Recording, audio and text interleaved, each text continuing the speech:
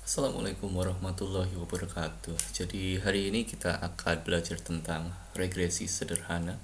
Dan dengan mempelajari regresi sederhana ini semoga bisa memberikan fondasi untuk melakukan analisis yang lebih lanjut seperti regresi ganda, multiple regression, kemudian analisis regresi mediasi, dan juga analisis regresi moderasi.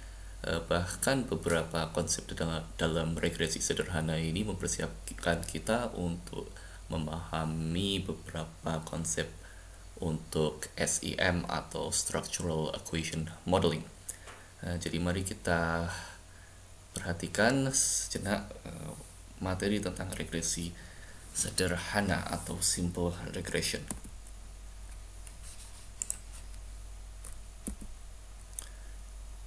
Jadi untuk regresi sederhana, mungkin salah satu hal yang perlu dipahami adalah kita berusaha untuk memahami hubungan antara dua variabel. Dalam contoh ini kita berusaha memahami apakah berat badan berhubungan dengan tinggi badan. Nah, ini sebenarnya data yang saya kumpulkan pada kelas statistik multivariate awal tahun 2020, dan ini memang data yang saya kumpulkan dari mahasiswa, dan kemudian dari data tersebut kita plotting seperti ini, atau kita membuat semacam gambar seperti ini, dan kita bikin garis regresi. Garis regresi yang muncul adalah yang merah ini, dan dengan garis regresi tersebut kita bisa sedikit memahami pola hubungan antara berat badan dan tinggi badan. Untuk regresi sendiri, selain kita bisa memahami pola dari hubungan berat badan dan tinggi badan, kita bisa juga membuat prediksi. Misalnya kalau berat badannya adalah 60, garis regresi ini memungkinkan kita untuk melakukan prediksi bahwa nilai tingginya sebesar ini mungkin 160 mungkin ya. Nah, selain itu kita bisa lihat di sini garis regresinya itu tampak berhubungan positif. Artinya apa? Artinya semakin tinggi berat badan, maka juga semakin tinggi nilai dari tinggi seseorang. Atau dalam kata lain, ini berhubungan positif di mana ketika nilai variabel X, yaitu berat badan, ini tinggi, maka ini diikuti oleh kenaikan dari variabel Y. Nah, kemudian mungkin yang perlu dipahami dalam regresi adalah persamaan regresi. Jadi persamaan regresi terdiri dari beberapa komponen. Komponen yang pertama adalah Y aksen, atau ini nilai Y yang diprediksi oleh garis regresi. Jadi seperti yang saya sebutkan sebelumnya, garis regresi ini bisa digunakan untuk membuat predictions atau prediksi. Nah, Y aksen adalah nilai Y yang diprediksi, dan ini diprediksi dengan persamaan berikut: 0,184x tambah 152,05. Jadi dalam persamaan regresi ada tiga komponen di sini, yaitu nilai yang diprediksi, dan di sini ada slope atau kemiringan. Jadi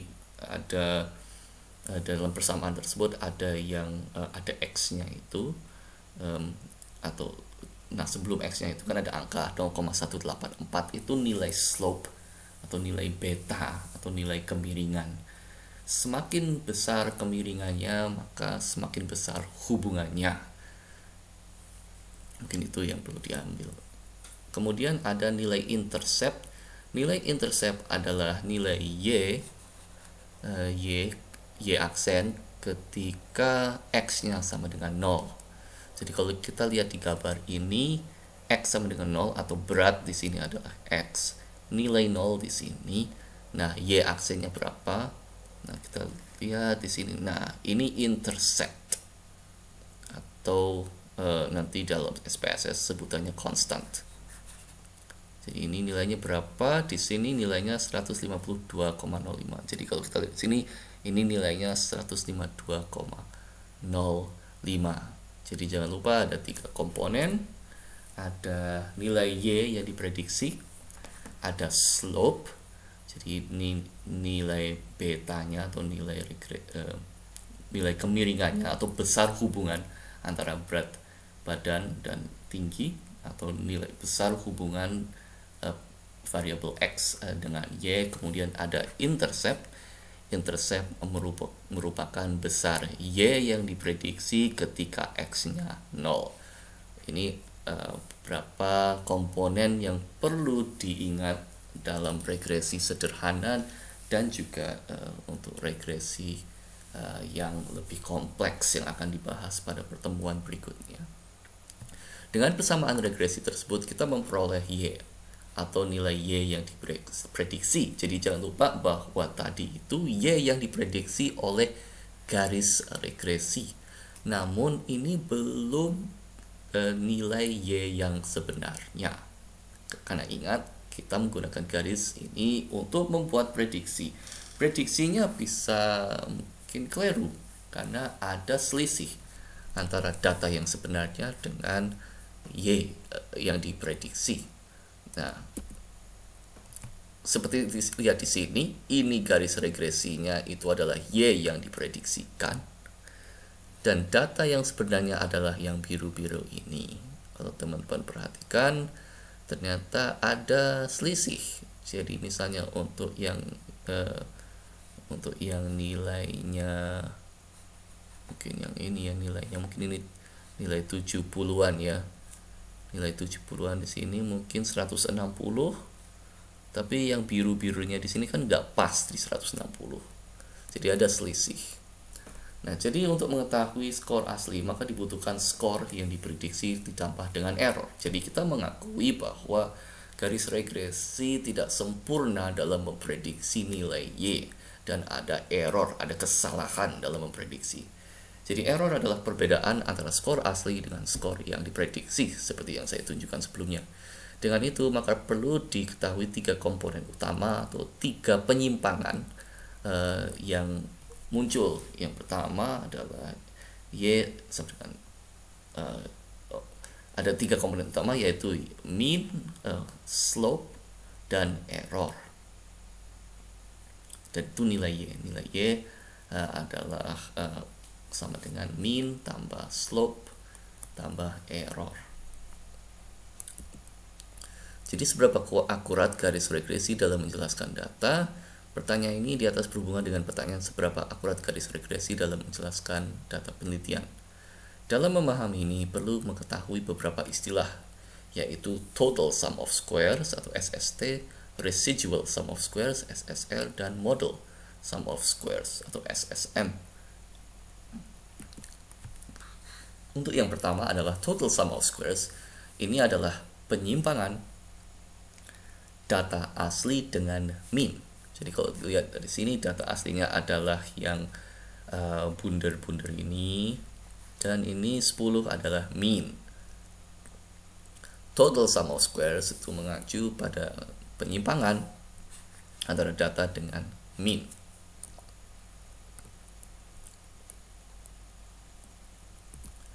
Nah, kemudian untuk residual sum of squares ini nilai mengacu pada penyimpangan antara garis dengan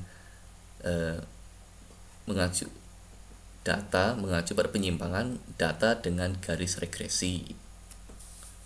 Kalau tadi mean nya 10, dan kita lihat penyimpangan antara mean dan data, kalau ini adalah garis regresinya seperti ini, kemudian masing-masing data dilihat selisihnya dengan datanya. Datanya dilihat selisihnya dengan garis regresi. Kemudian untuk model sum of squares ini menunjukkan peningkatan ketepatan garis regresi dalam menjelaskan data dibandingkan dengan mean, dan ini dihitung dengan mengurangi SST atau total sum of squares dengan SS residual atau yang sebelumnya tadi, penyimpangan antara data dengan garis regresi. Nah, untuk menilai ketepatan model dapat kita ketahui dengan R-square. Dan R-square merupakan jumlah varians keberagaman dari outcome yang dijelaskan oleh garis regresi. R-square ini diekspresikan dalam persentase, dan seberapa besar persentase model dapat dijelaskan melalui R-square, yaitu SSM dibagi dengan SST. Selain itu dapat menggunakan F-test. F-test menjadi ukuran untuk melihat setepat apa model regresi yang digunakan untuk memprediksi data. Model yang bagus memiliki F yang besar, lebih dari 1, dan untuk mendapatkan nilai F dibutuhkan rata-rata dari sum of squares yang dicari dengan membagi SSM dengan SSR dengan derajat kebebasan. Untuk SSM atau model sum of squares, derajat kebebasan merupakan jumlah variabel dalam model, dan untuk SSR, derajat kebebasan merupakan jumlah subjek minus jumlah prediktor. Hal ini akan menghasilkan dua statistik, yaitu MSM dan MSR, sehingga F sama dengan MSM dibagi MSR. Nah, sekarang kita mulai praktek di SPSS, dan kita akan menggunakan contoh dalam penelitian yang saya lakukan selama ini, yaitu rekonsiliasi dengan mantan komunis. Dan pertanyaan penelitiannya, apakah intergroup emotion atau emosi kelompok berhubungan dengan dukungan terhadap reparasi mantan komunis? Hipotesisnya adalah terdapat hubungan positif antara simpati terhadap mantan komunis dengan dukungan reparasi terhadap mantan komunis. Bagaimana kita menjalankan regresi linear? Yang pertama, kita ke menu SPSS, dan kita klik ke analyze, kita kemudian klik ke regression, dan kita ke linear regression. Kita masukkan variabel yang diperlukan di sini. Repair kita gunakan sebagai dependent variable, dan sympathy kita gunakan sebagai independent variable. Kita klik statistics, dan kita centang yang diperlukan, descriptives, confidence intervals, model fit, dan estimate seperti yang sudah diklik. Dan output-nya seperti apa? Jadi ini akan membantu dalam interpretasi hasil dari regresi sederhana. Yang pertama adalah kita perlu mengingat kembali komponen-komponen dalam persamaan regresi, yaitu ada intercept, ada nilai Y yang diprediksi, dan juga ada slope atau beta. Nah, kemudian untuk intercept yang di sini adalah nilai Y ketika X sama dengan 0, itu ada di sini di bagian table coefficients. Nanti constant itu 2,839. Ini adalah intercept. Kemudian ada juga slope atau besarnya hubungan, itu dilihat dari sini. Dan kita lihat yang unstandardized coefficients, besar slope atau nilai betanya adalah 0,492. Dan ini diinterpretasi sebagai kenaikan 1 unit pada variabel X, maka Y naik sebesar 0,492. Jadi misalnya X-nya itu dari skor 0 ke 1, itu kenaikan Y-nya itu berapa? Itu kenaikan Y 0,492. Dan itu berlaku juga misalnya kenaikan skor X dari 3 ke 4, kan kenaikan 1 unit ya. Jadi 1 unit, 3 ke 4, 5 ke 6, 1 ke 2, dan seterusnya. Kenaikan 1 unit X mungkin dari 3 ke 4 atau 5 ke 6 itu menunjukkan kenaikan pada Y sebesar 0,492. Dan kemudian tidak kalah penting adalah standardized coefficient beta, dan ini sangat penting untuk regresi ganda nantinya. Dan ini sudah diubah ke dalam bentuk z-score atau skor standar, dan ini diinterpretasi sama seperti sebelumnya, namun kita bicara dalam konteks standar deviasi. Jadi kenaikan satu standar deviasi pada X, maka Y naik sebesar 0,58 standar deviasi Y. Kemudian persamaan regresi dalam konteks ini adalah Y sama dengan intercept tambah slope atau beta, dan ini nilai X-nya, dan kita tinggal ambil di sini 2,839 tambah 0,492. Itu adalah persamaan regresinya. Nah, kemudian pertanyaannya adalah seberapa akurat model regresi dalam menjelaskan data? Kita bisa mengacu pada tabel model summary. Dan di sini ada R dan ada R square. Di R ini adalah Pearson correlation. Ini kalau misalnya jumlah independent variable-nya 1, ini adalah Pearson correlation. Dan di sini ditunjukkan bahwa ada hubungan positif antara simpati dengan dukungan reparasi. Kemudian yang lebih penting untuk menilai apakah model regresinya cukup bagus untuk menjelaskan data adalah R square. Dan ini adalah effect size. Dan interpretasinya adalah 33,7% dari variansi reparasi dapat dijelaskan oleh variabel simpati. Jadi 33,7% dari variansi reparasi atau dependent variable yang dapat dijelaskan oleh prediktor atau independent variable, atau dalam kasus ini variabel simpati. Jadi R square memiliki rentang dari 0 sampai 1, dan semakin tinggi nilai R square, maka semakin bagus model regresi dalam menjelaskan data.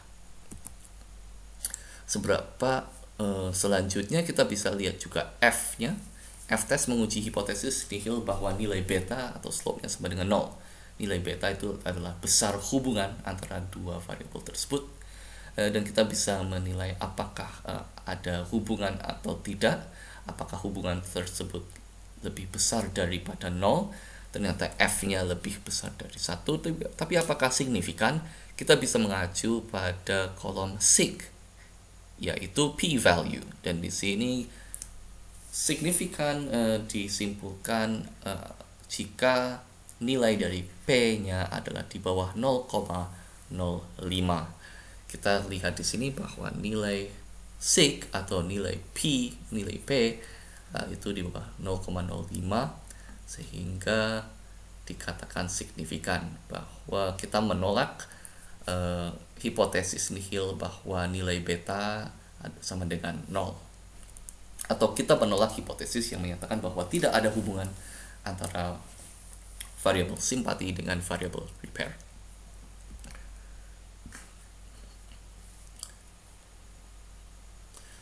Ini juga bisa dikatakan bahwa model ini menguji apakah model regresi lebih baik dalam menjelaskan data dibandingkan dengan model tanpa prediktor atau mean.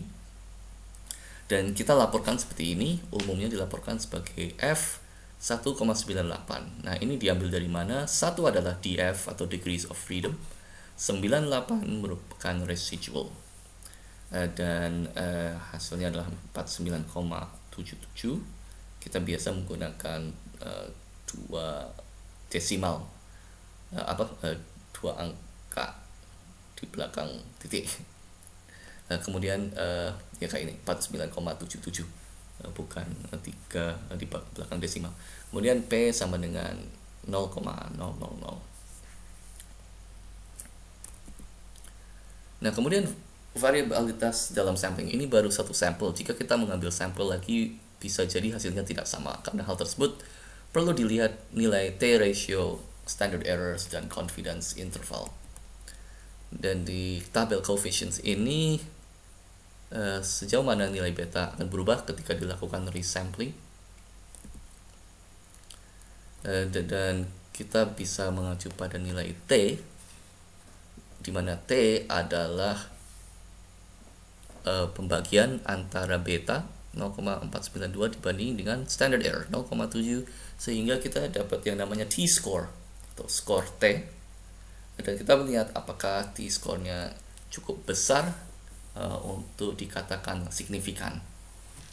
Dan di sini p-value mengacu pada probabilitas memperoleh T ratio sebesar 7,06 secara kebetulan, dan jika memang tidak ada hubungan sama sekali antara simpati dengan dukungan reparasi.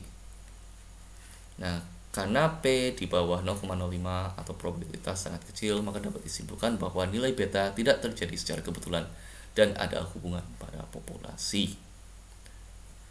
Oke, jadi intinya ini apakah T yang sebesar ini terjadi secara kebetulan atau tidak. Kita mengacu pada p-value atau sig di sini. Dan untuk mendapatkan ini secara kebetulan ternyata probabilitasnya sangat kecil, sehingga itu kita punya justifikasi untuk menolak hipotesis nihil bahwa ini terjadi secara kebetulan dan bahwa memang ada efek atau ada hubungan pada populasi. Memang mungkin sedikit membingungkan ketika di awal, tapi nanti lama-kelamaan bisa dipahami. Kemudian kita juga bisa mengacu pada confidence interval untuk melihat apakah ini nilai hubungan tersebut ada pada populasi, dan dengan confidence interval yaitu kami yakin 95% bahwa nilai beta asli pada populasi berada di antara rentang 3,54 sampai 630. Dan karena 95% tidak ada nilai 0, sehingga dapat disimpulkan bahwa nilai beta signifikan secara statistik. Jadi intinya untuk menilai apakah hasilnya signifikan atau tidak, maka kita bisa mengacu pada confidence interval selain pada signifikansi di sini. Dan kalau misalnya confidence intervalnya itu tidak melewati 0 atau sama-sama positif atau sama-sama negatif, maka hasilnya dikatakan signifikan. Oke, jadi itu sedikit penjelasan tentang regresi sederhana, dan mungkin selanjutnya saya akan menunjukkan cara melakukan regresi sederhana di SPSS, dan kita melakukan interpretasi di situ. Oke, terima kasih sudah mendengarkan. Assalamualaikum warahmatullahi wabarakatuh.